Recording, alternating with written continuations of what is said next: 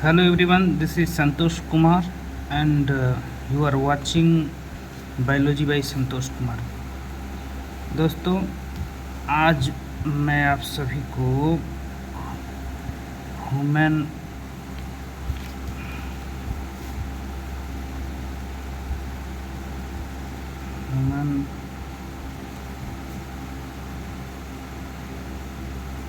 Reproduction या मानव में जन्म, ये चैप्टर पढ़ाऊंगा। देखिए, रिप्रोडक्शन का शाब्दिक अर्थ होता है, रिप्रोडक्शन का शाब्दिक अर्थ होता है पुनः उत्पन्न करना। ये दो शब्दों से मिलकर बना है। री माने पुनः और प्रोडक्शन यानी प्रोड्यूस, उत्पन्न करना, यानी फिर से नए जीवधारी का उत्पन्न, नए जीवधारी को उत्पन्न करना। रिप्रोडक्शन की क्रिया जीवधारियों में अपने अस्तित्व को बनाए रखने के लिए होता है, ताकि उस विशेष प्रकार के जीवधारी का अस्तित्व पृथ्वी से खत्म न हो जाए, वो जीव पृथ्वी पर बना रहे, इसलिए रिप्रोडक्शन होता है। अब सेक्सुअल रिप्रोडक्शन में या लैंगिक जनन में मेल और फीमेल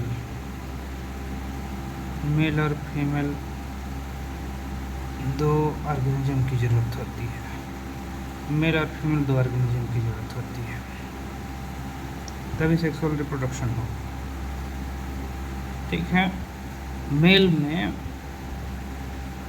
जो ऑर्गन रिप्रोडक्शन की क्रिया में शामिल होते हैं उन्हें मेल सेक्स ऑर्गन कहते हैं। मेल सेक्स ऑर्गन, और इसका नाम है टेस्टिज। हिंदी में इसको वृषण कहते हैं। वृषण एक पाउच नुमा संरचना के भीतर पाया जाता है। वृषण एक पाउच नुमा संरचना के भीतर पाया जाता है। वृषण एक पाउच नुमा संरचना के भीतर पाया जाता है, जिसको स्क्रोटम कहते हैं। स्क्रोटम या वृषण कोश कहते हैं। इसी स्क्रोटम में दो टेस्टिज पाए जाते हैं। टेस्टिज या वृषण, और इसी टेस्टिज के भीतर स्पर्मेटोजेनेसिस की क्रिया द्वारा स्पर्म बनते हैं, जो कि मेल गैमेट, जो कि क्या है, मेल गैमेट होता है। और ये स्पर्म हमेशा हैप्लॉइड होते हैं। कैसे होते हैं? हैप्लॉइड, यानी मनुष्य में जितने गुणसूत्र पाए जाते हैं, यानी 46 गुणसूत्र पाया जाता है।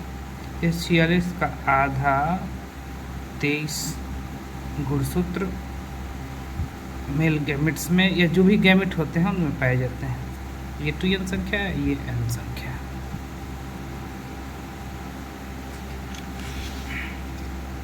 अब देखिए, सेक्स ऑर्गन या लैंगिक अंग दो प्रकार के होते हैं। पहला प्राइमरी सेक्स ऑर्गन्स, और दूसरा होता है सेकेंडरी। ये प्राथमिक लैंगिक अंग और ये द्वितीयक लैंगिक अंग कहलाता है। अब प्राइमरी यदि हम लैंगिक अंग की बात करें तो इसमें टेस्टिज आता है। मेल की टेस्टिज। प्राइमरी सेक्स ऑर्गन में यदि मेल की बात करें तो उसमें प्राइमरी सेक्स ऑर्गन या प्राथमिक लैंगिक अंग के रूप में क्या होता है? टेस्टिज। और टेस्टिज में क्या बनता है? स्पर्म, जो कि मेल गैमिट होता है, मेल गैमिट होता है।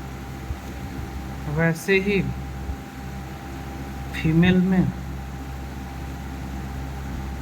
प्राइमरी सेक्स ऑर्गन ओवरी होता है, ओवरी, और इसमें जो युग्मक बनते हैं उसको ओवम या एग कहते हैं। ये फीमेल गैमिट कहलाता है, फीमेल गैमिट कहलाता है। अब दोनों गैमिट फ्यूज होकर के, दोनों गैमिट यानी मेल और फीमेल दोनों गैमिट फ्यूज कर जाते हैं। फ्यूज, ये भी हैप्लॉइड है, ये भी हैप्लॉइड है, दोनों फ्यूज करके एक डिप्लॉइड संरचना का निर्माण करते हैं जिसको जाइगोट कहते हैं या युग्मनज, युग्मनज कहते हैं। अब इस युग्मनज में डिवीजन होता है जिसके परिणाम स्वरूप एम्ब्रियो या भ्रूण का निर्माण होता है। भ्रूण में डेवलपमेंट होता है, डेवलपमेंट या परिवर्धन की क्रिया होती है जिसके परिणाम स्वरूप ये अडल्ट जीवधारी का निर्माण होता है। तो ये प्राइमरी सेक्स ऑर्गन की बात हो गई। यदि सेकेंडरी सेक्स ऑर्गन की बात हम करें तो सेकेंडरी सेक्स ऑर्गन में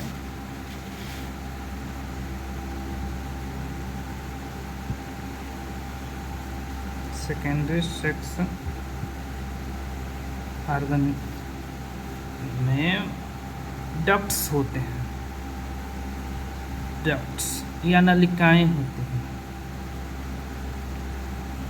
नलिकाएं होती हैं जिनके माध्यम से जो गैमेट्स होते हैं वो बाहर निकलने का कार्य करते हैं।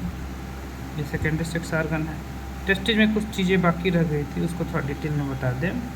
प्राइमरी सेक्स ऑर्गन टेस्टिज, तो टेस्टिज, टेस्टिज मेल, जैसे ये मनुष्य है, ये मनुष्य हो गया मान लेते हैं, ये मनुष्य, देखना भाई चित्र बढ़िया नहीं बना रहे हैं, हंसना मत।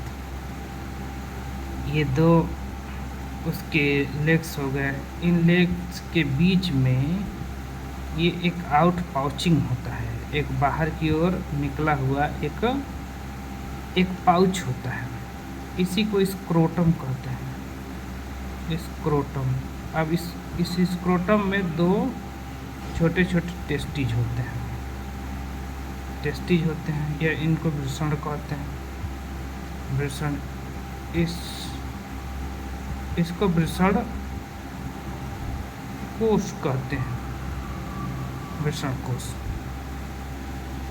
अब चूंकि मनुष्य के शरीर का तापमान 37 डिग्री सेंटीग्रेड होता है, इस तापमान पे स्पर्म का बन पाना संभव नहीं होता है। क्यों? क्योंकि स्पर्म को बनने के लिए ये जो मनुष्य के शरीर का तापमान है, इस तापमान से कम तापमान की आवश्यकता होती है, और जिस तापमान पे स्पर्म बनते हैं वो तापमान मनुष्य के शरीर के तापमान का 2 से 2.5 डिग्री सेंटीग्रेड या 2 से 3 डिग्री सेंटीग्रेड कम तापमान होता है, इस पे बनते हैं। इसी तापमान को मेंटेन करने के लिए ये जो स्क्रोटम होता है मनुष्य के शरीर के बाहर दोनों पैरों के बीच में लटका होता है, ताकि इसका तापमान क्या रहे? कम रहे। और जब कम रहेगा तो स्पर्म का फॉर्मेशन उस तापमान पर आसानी से हो सकेगा। लेकिन कुछ जीवधारी ही ऐसे हैं। हाँ, एक चीज़ और भूल रहे थे, ये टेस्टिज जो होता है इसका लंबाई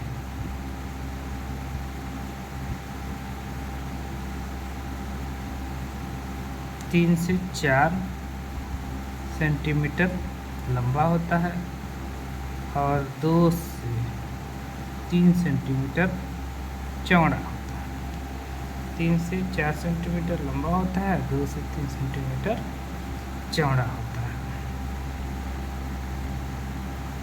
ठीक, जब बच्चा माँ के गर्भ में रहता है यानी भ्रूणीय अवस्था में रहता है और गर्भ के 7वें महीने में 7 मंथ में जो टेस्टिज होता है वो ये जो आउटर पाउचिंग है इसमें आ जाता है। यानी पहले कहीं और रहता है, तो पहले रहता कहाँ है, तो चाइल्ड के पेट के भीतर रहता है, इंट्रा एब्डोमिनल रहता है। और 7वें मंथ में ये एब्डोमेन से सरक करके इस स्क्रोटम या वृषण कोश में चला आता है और जिस रास्ते से हो करके आता है इसको कहते हैं इंग्विनल कैनाल या भक्षण नलिका कहते हैं। ठीक, कई बार ऐसा होता है, ये रेयर है, ऐसा होता है कि कुछ बच्चों में ये टेस्टिज जो शुरुआती दौर में बच्चे के पेट के भीतर ही होता है, जो उसकी 7वें मंथ में यहाँ से स्क्रोटम में आता है, वो आता ही नहीं है और इस तरह से ये बच्चे का जो स्क्रोटम होता है वो खाली ही रह जाता है। तो इस स्थिति को कहते हैं क्रिप्टोआर्किडिज्म कहते हैं। क्रिप्टोआर्किडिज्म कहते हैं। हाँ, अब नेक्स्ट बात ये बताना था कि कुछ जंतु ऐसे होते हैं जिनमें केवल ऋतुकाल में यानी ब्रीडिंग सीजन जब आता है तभी टेस्टिज एब्डोमेन से स्क्रोटम पाउच में आता है और जब रिप्रोडक्शन की क्रिया हो जाती है तो फिर से ये इंग्विनल कैनाल या भक्षण नाल के रास्ते फिर से एब्डोमेन में चला जाता है। ठीक है, यानी उन जीवधारियों में टेस्टिज टेम्पोररी या अस्थायी रूप से स्क्रोटम के भीतर पाया जाता है। वो कौन कौन से जीवधारी हैं? तो रैट है, बैट है, ऑटर है। रैट माने चूहा, बैट माने चमगादड़, ऑटर माने उदबिलाव। एक जीव है जो पानी वगैरह में रहता है और ये थोड़ा थोड़ा नेवला या मंगूज के जैसा दिखाई देता है। इसके अलावा कुछ अंडा देने वाले स्तनधारी भी होते हैं, जैसे ऑर्निथोरैंकस।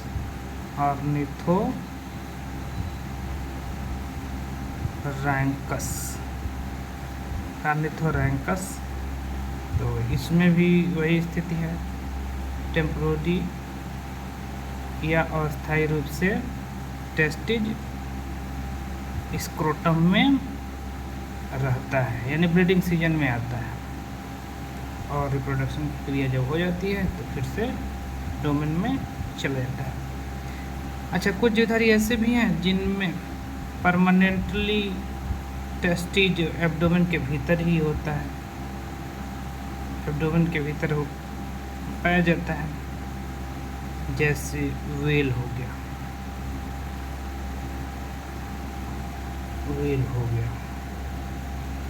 ठीक, तो आज के लिए बस इतना ही, फिर नेक्स्ट वीडियो में मिलेंगे। तब तक के लिए अपना ध्यान रखिए, खूब पढ़ते रहिए, जीवन में आगे बढ़िए। नमस्कार, जय हिंद।